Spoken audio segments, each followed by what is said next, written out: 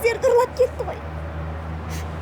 Анашым, сіз тек жыламаңызшы, мен бәрібір сәбіз жемеймін ғой. Балам-ау, сен құлпынайды да жемейсің. Құлпынайды да ұрлап кетті ғой. Не? Құлпынайды ма? Иә. Мен оларға тек сәбізді ұрлаңдар дедім ғой. Не?